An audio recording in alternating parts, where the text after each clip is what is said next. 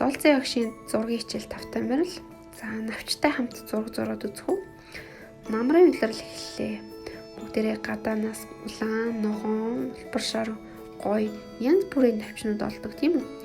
За эдгээр навчнуудыг ашиглаад бүгдээрээ одоо хэрхэн сонирхолтой зураад мөн түүнийгээ илүү сонирхолтой гоё болгохын тулд навчаа яаж нэмэх тухай багш нь тайлбарлана. Өнөөдрийн хичээлд хэрэгтэй зүйл навчнууд, мөн цаас, модон саваа, мөн одоо ямар нэг зурсан зураг хэрэгтэй ахын тийм үү. За багш нь энэ удаад эрэгтэй эмэгтэй хоёр хүүхдийг зурлаа. Та нар дуртай амтнаа эсвэл өөрийгөө өөж болно, гэр бүлийн гишүүдээ цаасан дээр бяцхан зураад түүнийгээ хайчлан навчтайгаа нийлүүлэн одоо гоё зүйл хийх болно.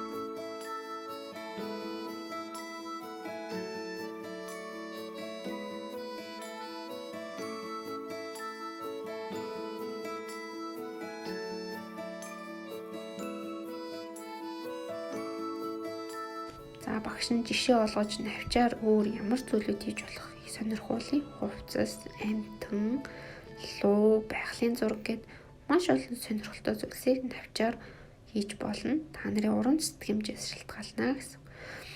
За ингээд бидний хийж байгаа зураг маань бэлэн болсон бол энийгээ хайчлаад гаргачихъя.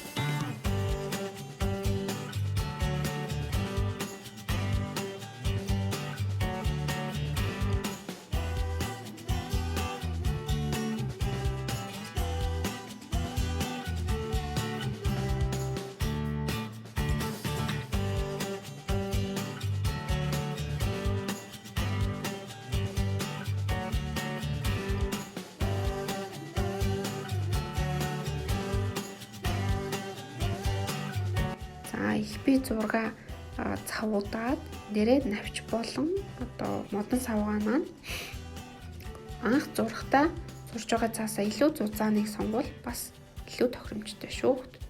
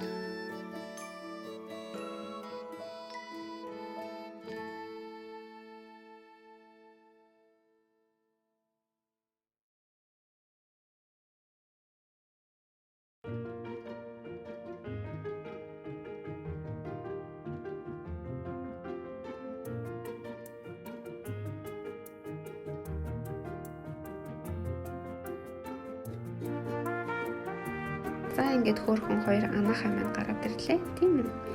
Навчтай. За багш нь нэмж нэг зүйлийг хэлэх гэсэн юм. Хэрвээ модон сав ашиглаж байгаа бол хурц үзүүрийг нь хайчлаад заавал дараарай заа юу. За та нар ч гэсэн туршаад үзээрэй. Баярлалаа.